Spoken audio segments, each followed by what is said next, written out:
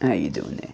Welcome back to Babylon Talmud. Today we're studying Daf, I think, Ayin Gimel of Masechta BavaMetzia, Perek Ezu Neshech. Chevy, we're getting towards the end of Ezu Neshech. I feel like, I was telling my mom earlier, I feel like Ezu Neshech is another one of these prakim in BavaMetzia where it feels like you can make a siyum on just this perek. You know, I haven't felt this way about any other Masechta, Chevy. We've learned a lot of Masechtas. How many Masechtas have we learned, friends? Well, this is book 13 out of 20. Some of those books have like 5 Masechtas in them. So I'll say that we probably learned more than 20 Masechtas. We must have learned more than 20. Right? One of those books had like 5 in them. Right, and then you have like Rosh Hashanah, Sukkah, Yoma. That's like 3. We must have learned at least 20 of these books. Yeah, and BavaMetzia is the only one so far that it just feels like, well, first of all, BavaMetzia, as you know, it blows my mind, right? Does it blow everybody else's mind? Come on, it must, right? So, first of all, BavaMetzia in general blows my mind, and therefore maybe part of why it blows my mind is like every perek is like a legend, is like a legendary perek.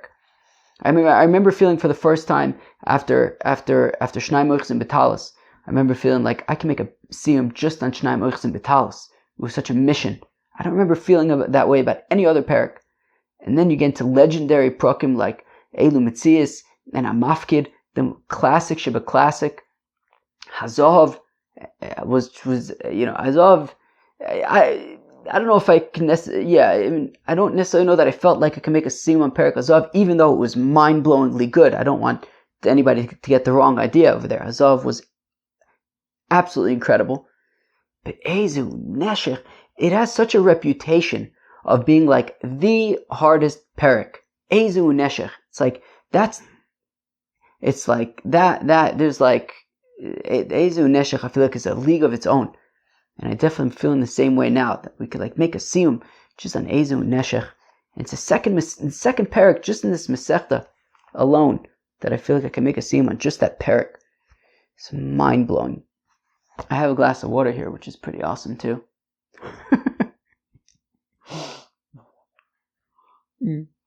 I can't drink it. I thought that was so funny. Alright, let's go weiter. Alright, here we are. Ein basement base. 2 lines from the bottom. Tanu Rabonon. Okay, this daf, I don't know what to tell you about this daf. I feel like towards the end of Ezu, I don't know. Towards the end of Ezu, I don't know what to make of this. Here we go. It's just a bunch of stuff. Also, Ezu Neshech was a little weird because I relied heavily on the art scroll, so maybe that just like affects like my relationship with each daf because it's not coming. Whatever. Let's go weiter. Okay, so if you have a guy, let's call him Shimon. A guy, let's just start, I don't know who's who. Let's call him a guy. Okay? You have a guy. So you have a guy, and he's bringing he's going to bring something from one place to another place. Okay?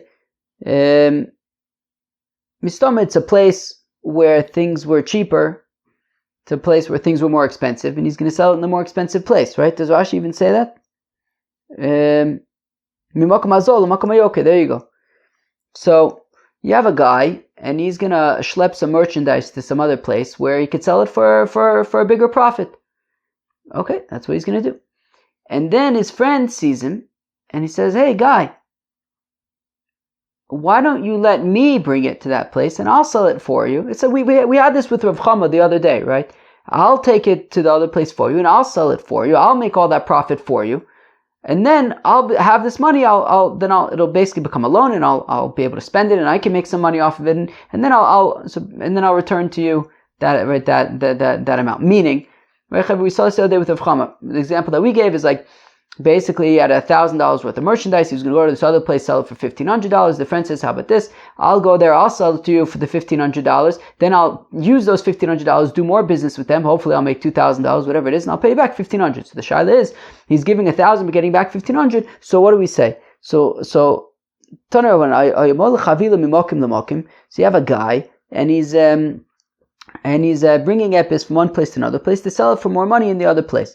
Mitzol Chavero, his friend finds him. V'omerlo, and the friend says, hey guy, Tinoli, why don't you give me the merchandise?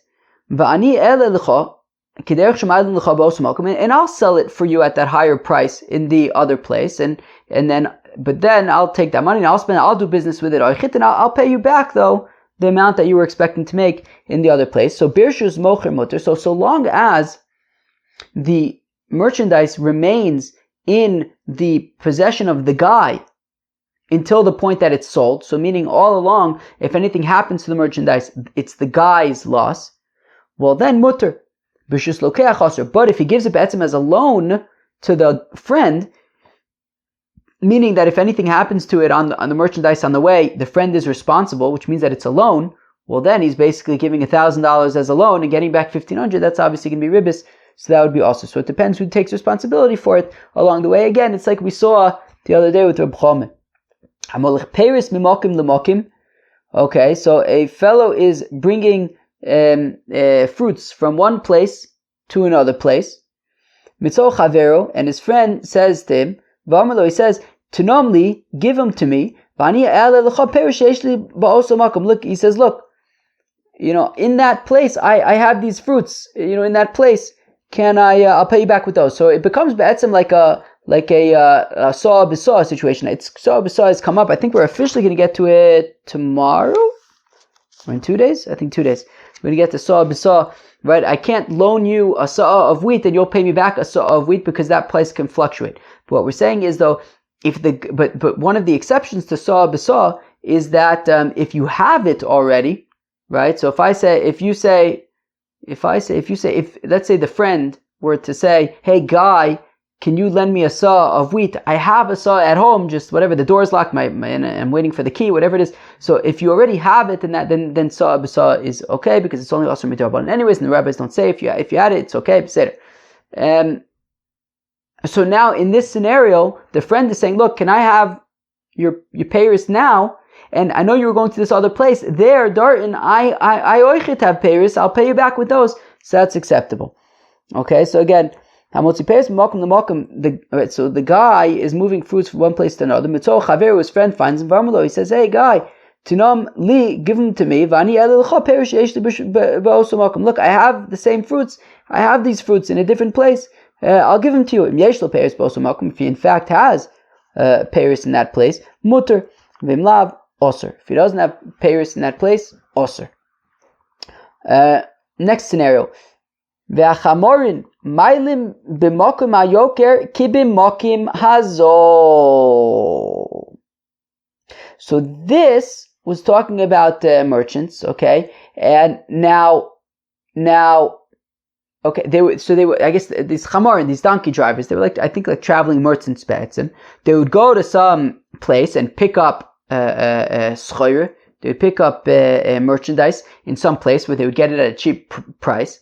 And then they would hop on their donkeys with all the stuff and they would schlep it to some other place where they would sell it for more expensive. And they would have clients there, I guess, in this other place that would buy their stuff and they would make a profit. So what if these donkey drivers are in the place where they usually sell their wares for a profit, okay? And, they have their customers, whatever it is, and they right now don't have merchandise. Right? They're on their way to go to pick up their schar. They're on the way to go pick up their merchandise, and they say to there are wealthy people there who have money available to invest, to spend on merchandise to pay in advance. So the donkey drivers say to the wealthy people there, they say, hey, if you pay me now up front, if you give me cash now, I'll sell it to you for the lower price. I'll sell it to you for the lower price, not for the more expensive price that we charge over here. If you give me now money up front before we even go pick up anything, if you pay in advance, we'll give you a better price. We'll give you the cheaper price. So obviously this rings bells in our ribis minds, and we're saying, wait, are they getting a better deal? Because are the wealthy people getting a better deal because they're being forced? Well, if they agree, then they would have to then wait to get their schayra, to get their merchandise, and therefore they are sort of getting a better price on account of the fact that they have to wait, which is basically, how we define ribis. A financial agreement based on that takes into account the fact that you have to wait for it and gives you better terms because of it. So if that's the case, then that would be problematic. So here we go. So these traveling merchants who travel by donkey, they can accept money in a place where they would generally sell for more expensive.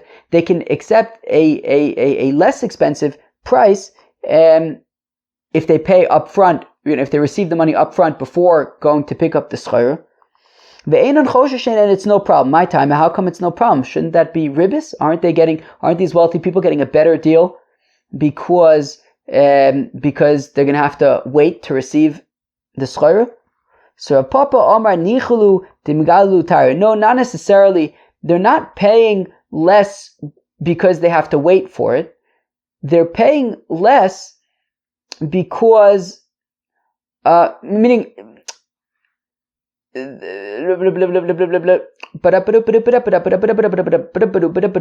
okay, these merchants are not giving these wealthy people a better deal because, well, since you're going, because look, I understand you're going to have to wait to receive it, therefore we're getting you a better deal. No, that's not why they're doing it.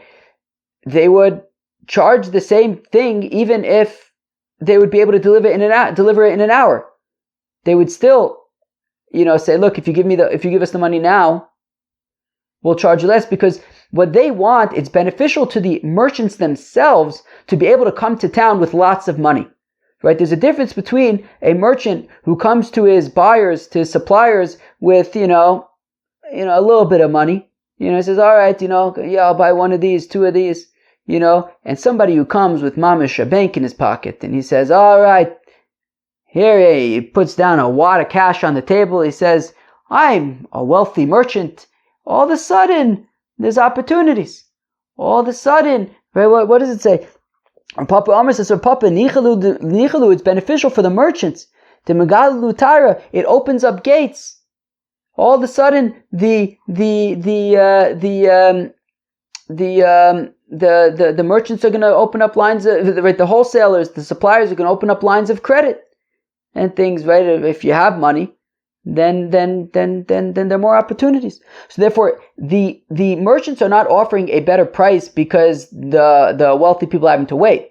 No, they're offering a better price because it's in their own interest to kind of show up with a whole bunch of money, regardless of whether or not the wealthy people are going to have to wait or not. It's a matter of they just want to be able to show up with a bunch of money. Rav Ika Omar says, it's beneficial to them. Dimboz legabai, because then they give them better deals, right? Meaning, if they have, if they come to town and they have existing relationships with suppliers, and they come to town and they know that and the suppliers know that the merchants already received money, that they already received payment for the wares, and because the suppliers want to maintain good relations with the merchants, so what will happen is it's in the supplier's interests, assuming that I guess the merchants are good enough customers. It's then in the supplier's interest to make sure that the merchants are making a profit. Now, if the merchants show up with money in advance at the price, at kind of the lower price, the wholesale price, well, the suppliers are going to want to make sure that the merchants also get to make a profit in order to kind of keep that relationship. So then they'll bump down the price even more to ensure that the merchants can make a profit. So therefore, again, it's in the interest of the merchants to get payment in advance, because by showing up with money already, the suppliers will then give them even steeper discounts, in order to kind of maintain a good relationship with the merchants. So we saw two examples of why it's beneficial for the merchants themselves to be able to get paid in advance. We're not necessarily rewarding the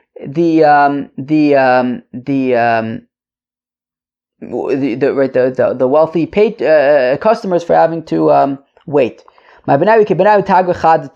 Well, what if it's a new merchant? The nafkamina is if it's a new merchant. So while according to a papa, look, whoever shows up with a bunch of money will be able to kind of have more options available to them, So that is regardless of if it's your first time with these suppliers or not.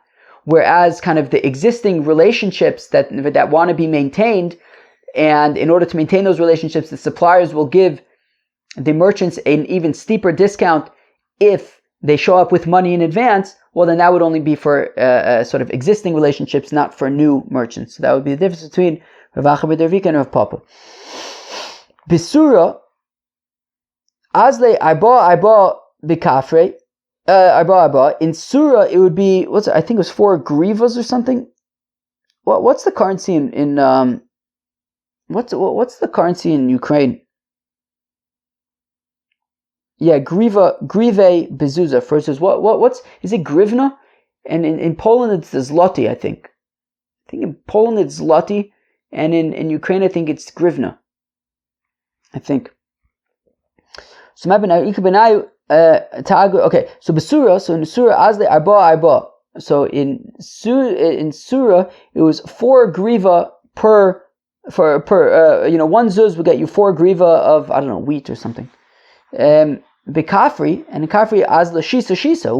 Things were cheaper in Kafri. You would get 6 grivas for a zuz. So Yoav Rav zuze lechamre. So Rav gave some money to some merchants to go to Surah and buy stuff for get a better deal. V'kabel ole onsa, and Rav accepted upon himself that if anything happens on the way, it would be his loss. Okay, so it wasn't a loan to them. He was taking responsibility the whole time. Right, onsa the orcha. V'shaku minayu chamisha, and then when they would come back with all the schayra, he would then basically receive 5 grivas per zuz and keep 1 griva per zuz with the merchants. V'nishkol shisa. Why doesn't he just take all 6 of them? After all, he did accept responsibility for the whole time, so it wasn't a loan to them. So let him take the entire stuff that was procured. Adam Chashuv Shiny was different because Rav was an Adam Chashuv, obviously. So he wanted to kind of show some extra, I guess, just go for kind of the middle ground. So he gave 4. They bought it, right? Meaning he came in Surah where they embarked from. It was 4 grivas per zuz. They purchased in a place of 6 griva per zuz. So he kind of went and met them in the middle. He benefited, they benefited, and that was because he's an Adam Chashuv. So I guess he wanted to kind of hold himself up to a greater standard and be more sort of in the middle. Rabbi Asi asks Rabbi Yechanan, Ma'ulasis begrutos, what about with metals? Because for example, in the earlier case, we had talked about suppliers with existing relationships that you'll keep on going back to the same supplier. But what about metals? I guess apparently if you're going to buy metals, you just you don't necessarily have existing suppliers. You see whoever's got what you need, you buy from them. So then what? Would you be able, so if these merchants said, hey, if you pay me now, up front, you'll get a better deal. So then would it be an issue of ribis or not? Because it's not necessarily because of existing relationships that they want the money. So, Ma'ud Asas Begrutos Kain Omerle. So Yechanan says, Bikesh Rabbi Shmuel Bar Yosi Lasis Kain Bichlei Pishton. Well, let me tell you, Epis, Rabbi Shmuel Bar Yosi wanted to do this with linen garments, right? So I guess also something that would kind of just be you buy from whoever has it. V'lo inicho Rebbe, and Rebbe did not allow him to do so. So apparently it would be limited to Paris. He could argue those who say Bikach Rebbe lasos begrotos Kane. Those who said that was Taka Rebbe who wanted to do this with metals. V'lo inicho Rabbi Shmuel Bar Yosi, but Rabbi Shmuel Bar Yosi did not allow him to do so. Pardesa, when it comes to a vineyard, right? If you give money, early in advance, buy a vineyard, in order to collect the grapes later on when they are ripe. What is Rashi? Pardesa knos yayin min hakerem b'dam pchusim, to buy wine from a vineyard for a cheap price. Kol peris shana zo b'chach v'lokchen achar shein boser osmadar aval adayin lo yagia lebikur. Then I guess that they would purchase it, I guess.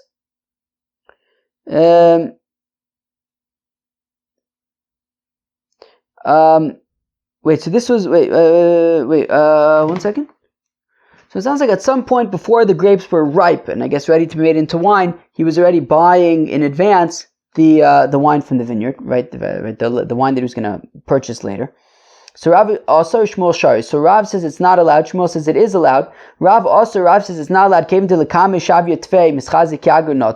Well, since in the future, obviously, once the vineyard is ripe and the fruits and the grapes are geschmack, so they're going to be more expensive. So it seems like he's getting a better deal because he's having to wait.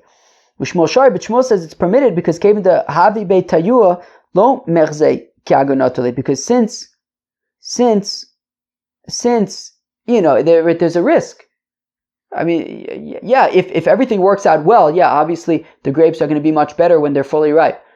But what if it's a terrible year and there's no yield, and like what if there's a fire and all the vineyards get burnt down? I mean, right? There's a big olive oil shortage right now because apparently lots of olive trees got burned down in Greece or something like that, and now there's like not a lot of olive oils, right? Like that can happen.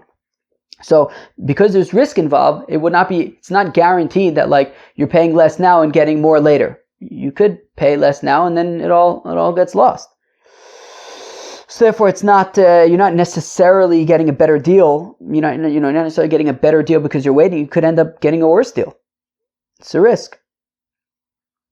So Amar Rav Shimi Bar Chia Umbodi Rab, and even Rab admits though, B'tori Denofish P'sedai, that if the vineyard is going to be harvested, going to be plowed with oxen, well then it would be acceptable because the oxen cause a lot of damage, and then there's already more, I guess, of a chance of things, there's more risk, I guess, involved in that process. Okay, so Shmuel said that in the scenario if we have a sharecropper, we're going to learn more about this, I think, in a day or two, and that when you have a situation of a sharecropper, so normally the sharecroppers would provide their own seeds, but in the event that, I mean, it depended where you were, but in the event that the owner of the field was providing the seeds, well then, here's the thing, if he were to provide the seeds, we're going to get into a whole discussion of this, I think, at the end of tomorrow's daf. If the owner were to provide the seeds and get paid back with the same amount of seeds, well then it's a situation of saw b'saw. So therefore the suggestion was, hafochu ba'ara, do epis to the ground, shovel a little, do epis. Kiechi dekani lechu gufa da'ara, so that you'll acquire the land, and then the seeds that will be paid back to you are the seeds from Be'etzim, your portion of the land, meaning you're not going to acquire all of his land, but acquire like a small portion, enough that I guess would be able to grow the amount that you lent. And then you could say that the payback is coming from your own land, and it's not saw b'saw. Ve'ilo havi l'chu kavov v'aser. If you don't do that, well then we're concerned about a loan of saw b'saw, of one measure for it to be paid back with the same measure in the future, and that would be problematic. Omelu rove lehanu demantre baige. So Rava said to those who would guard the, I think like fields. Well, what are baige? I think they're like fields. Shomei komos ara kotzer. So I get the wheat and stuff.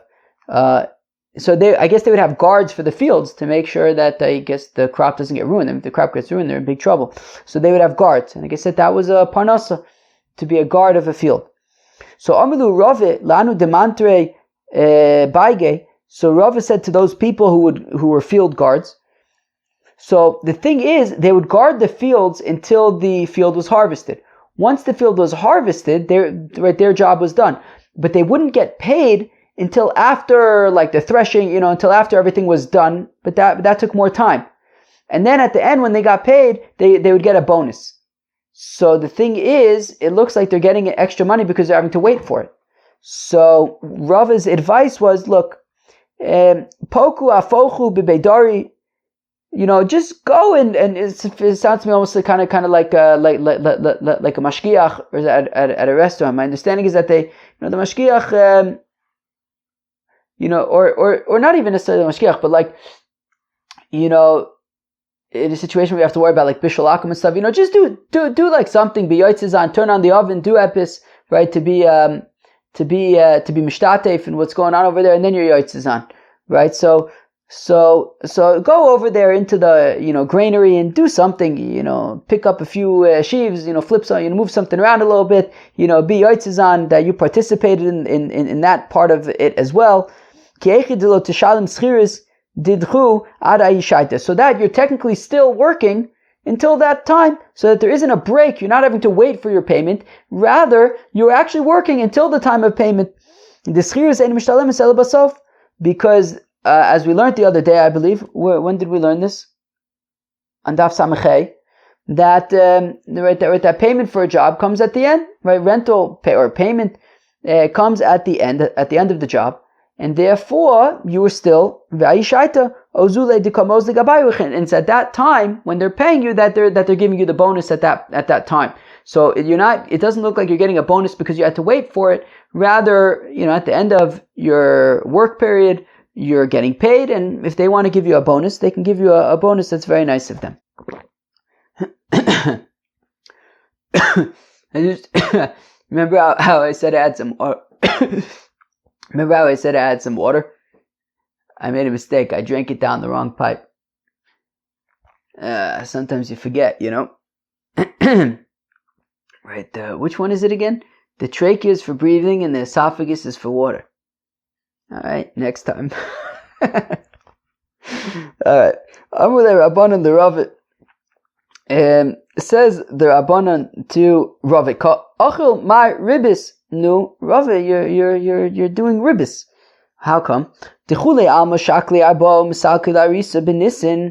because the general practice is that the people who have sharecroppers on their property, so they charge them for some things. What is it? For korin b'chakirus asada. Okay, most people would charge their sharecroppers 4 kors. They would charge their sharecroppers 4 kors, and the party was over in Nisan. When it comes Nisan, they would say, okay, you're done, you planted, you worked the field, give me my 4 kors, and I'll catch you next year. But Mar, not to Lad Ir, but Rava, you wait another month. You wait until Ir, and then Vishakil Shisa, and then you charge them 6 kors. So it sounds like you're charging them an extra 50% because you have to wait another month. So Amrulu, he says, are you crazy? Atun kavdisun shlokadin. It's you guys who are acting improperly, because Ar la'aris mishtaybid. The sharecropper has the right to work the land. I'atun misal kisulu benisin. You're evicting them early. If you force them to leave in Nisan, mafsidosu lihu bechama. You're actually causing them quite a bit of loss because you're evicting them from your field before their produce is actually fully ripe. I, on the other end, natrona luad ior, I let them stay for another month to allow their produce to fully ripen. Umarvachnu lukama, and ultimately they're walking away with a much heftier profit. And therefore, when I charge them 6, it's actually 50% more. It's actually because, relative to the increase in their yield by having that extra month, 6 kor is actually an appropriate fee. And therefore, you're the one who are kind of shortchanging them, because you're evicting them prematurely, and they get less of a yield. I allow them to enjoy their full yield, and that's reflected in my higher price. That was a success.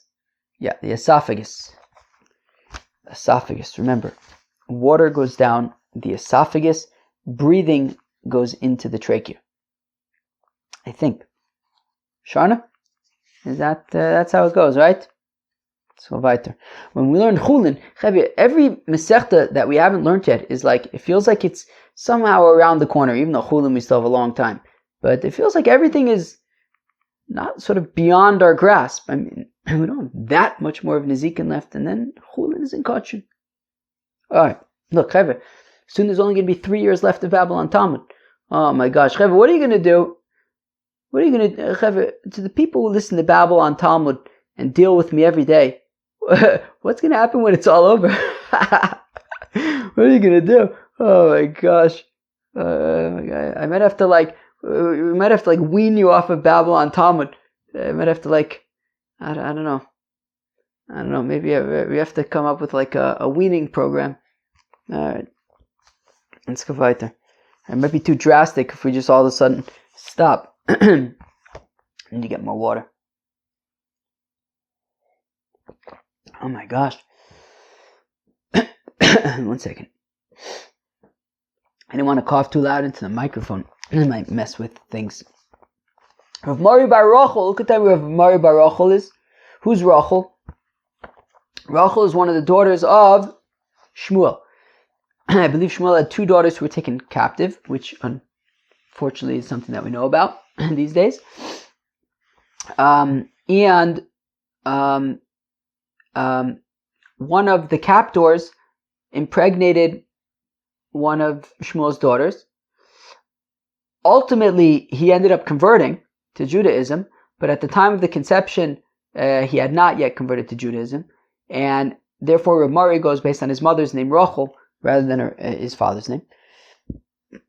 So Rav Mari bar Rachel, Mashkin lei ha'unachri besav. So Mari bar Rachel had lent money to a Nachri, and the Nachri gave him a mashkanta, a property, a house. The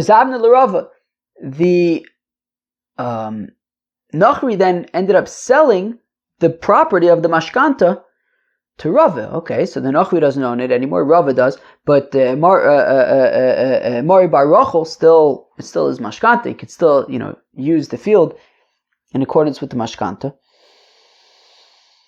Noter tracer yarche shata. So then Mari bar Rachel waited a year. Shokol agur beisa amti le Rava, and then after a year he started paying rent to Rava, who's now the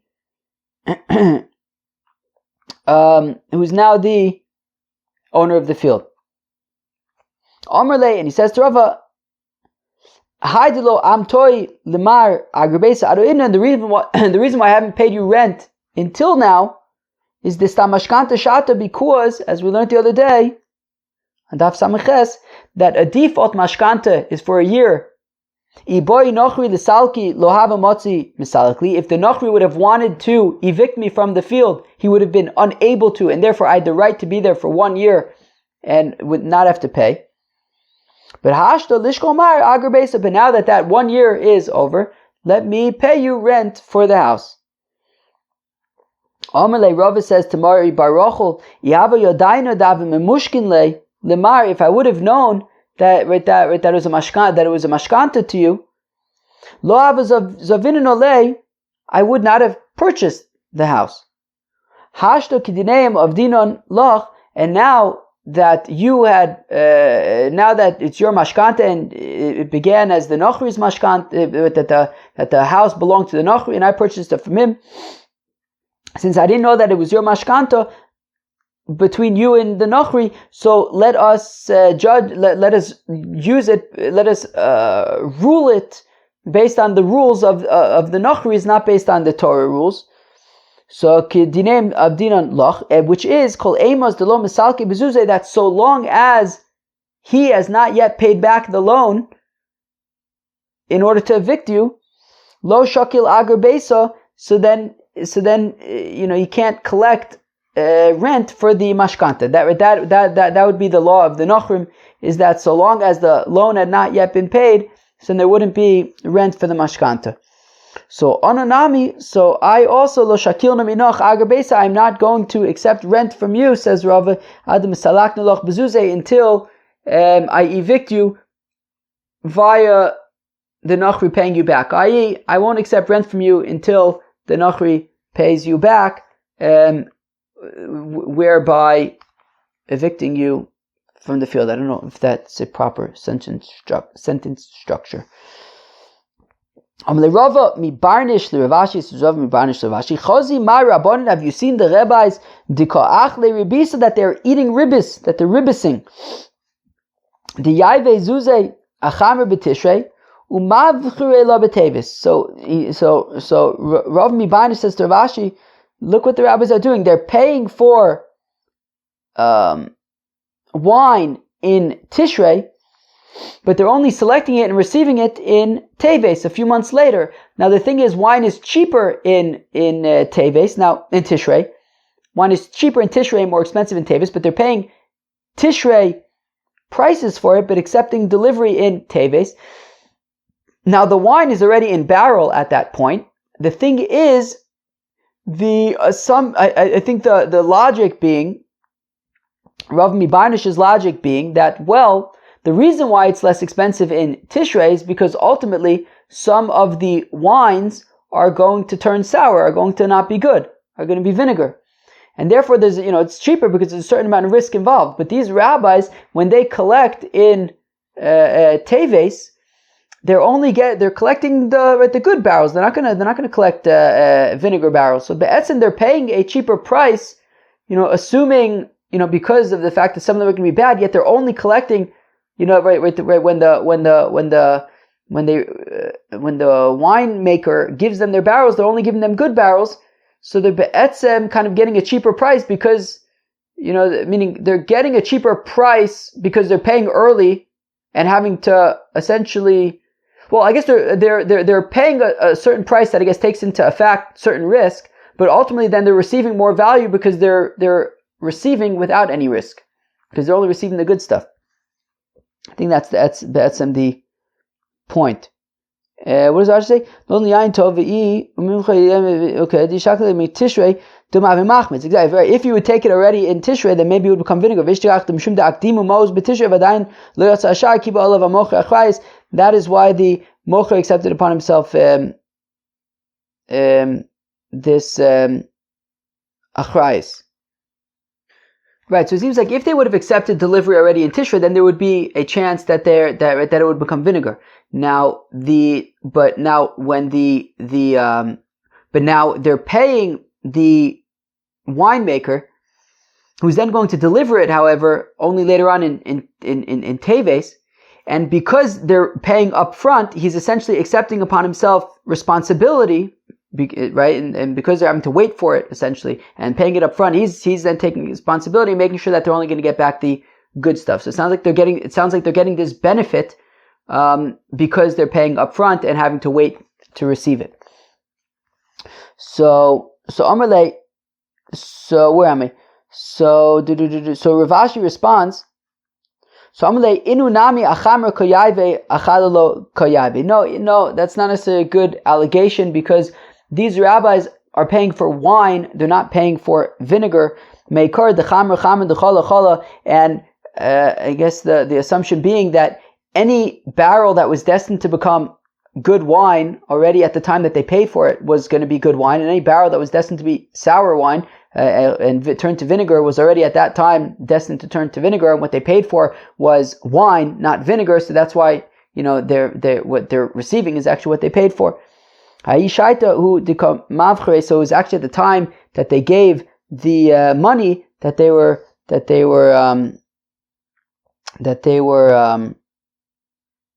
was at the time that they gave the money that they were actually buying wine and not any of the vinegars.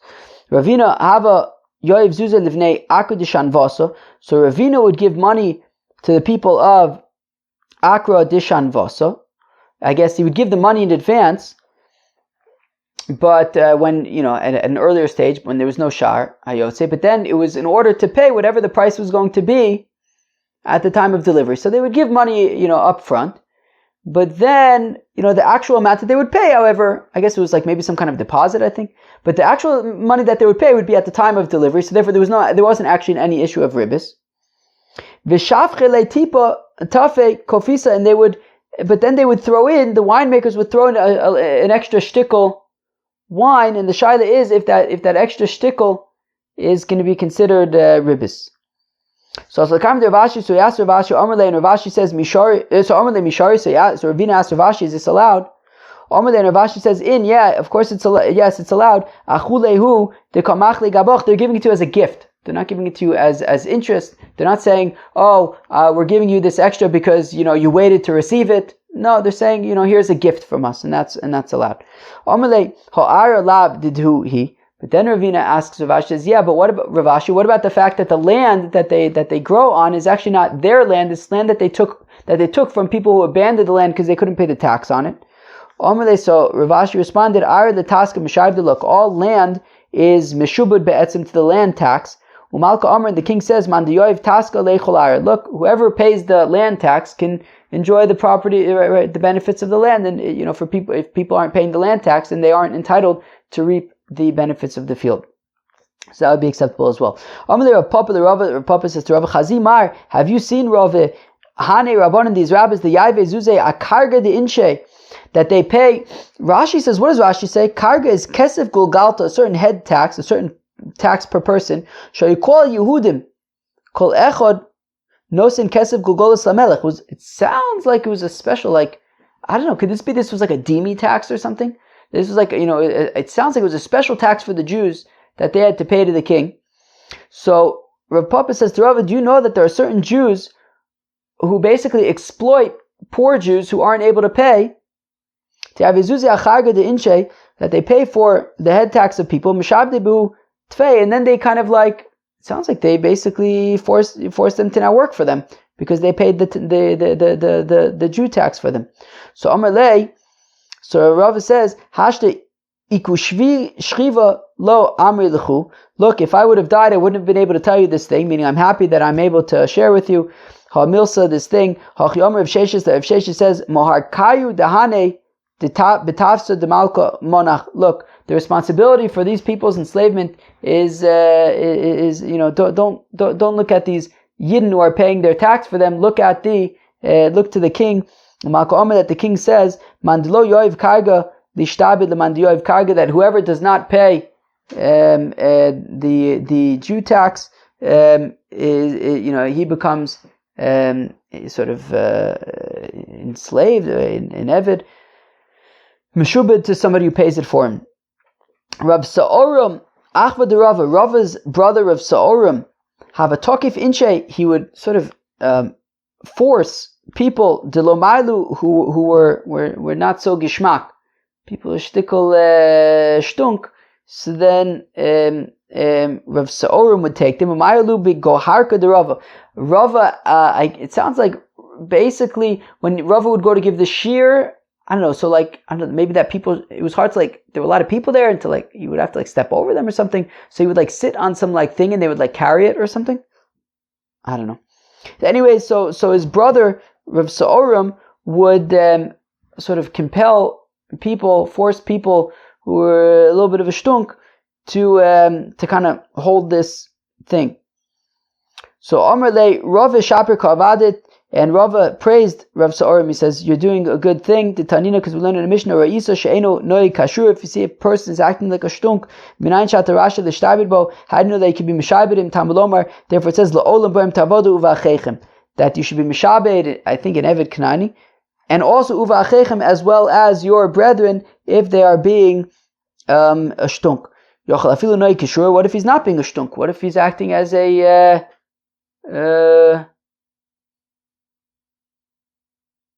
I don't know, a good guy. So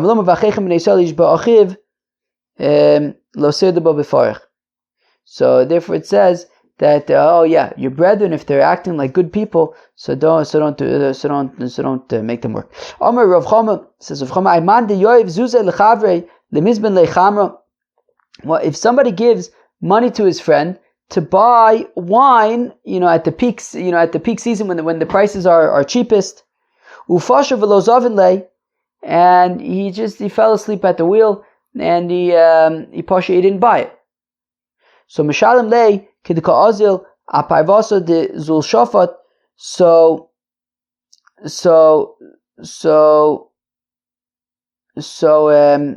he needs to pay back his friend. Meaning, right? So if a guy says to his friend, "Hey, friend, can you buy me wine for the cheap prices that they have now, and he totally drops the ball and he doesn't buy the wine. So he has to pay back the guy.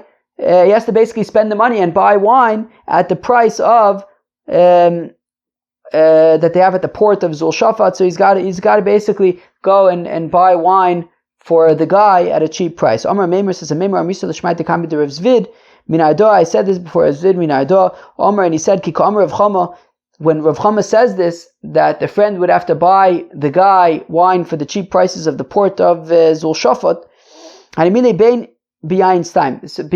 that would be if the guy said, just buy me wine for a cheap price. So then I guess he would have been able to buy wine at the cheap price, and he dropped the ball. Low, because but if the instructions of the guy were, I want you to buy this particular wine, well then, even if the friend would have said, accepted upon himself that if he didn't, then he would have to buy wine at this cheap price. He would not have to buy wine at the cheap price if the instructions were to buy a specific wine, because even if he wouldn't have dropped the ball, if he would have gone, who says that this specific wine would have been available for sale? So therefore, it would be off the hook. Rav Ashi says, afilu yain stam namilo. No, even if the guy said, just buy me any wine that you find at the current cheap prices, still, the friend would not have to, if he drops the ball, he would not have to go and buy wine at this cheap Zul Shafat port prices. My time outcome, because asmachta lo kanya. Well, because it's an asmachta, he didn't, when he said, if I don't buy it, then I'll get you wine at a really cheap price.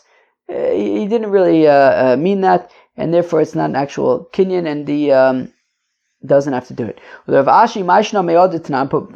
Rav Ashi, why should this be any different from the following Mishnah? Im ovir v'lo avid ashalim b'meitva, that if I don't work the land, I think he's talking about a sharecropper, and a sharecropper basically he works the land, and then he pays the owner of the land. What if he drops the ball? The pasha doesn't work the land. So ashalim b'meitva, so then I will pay you some geshmaka stuff. And there he has to taka do it. Why don't we say it's asmachta lokanya? Hasam biyado achalav biyado. Well, the difference is over there, it was entirely in his hands. He just needed to work the field, and he totally just ignored it and didn't do it. Over here, even if he would have gone to the market, who says that he would have necessarily found a wine that was available? And therefore, there is an element that's beyond his control, and therefore we could say asmachta lokanya here. That was daf ein gimel. Hope you enjoy. Peace out.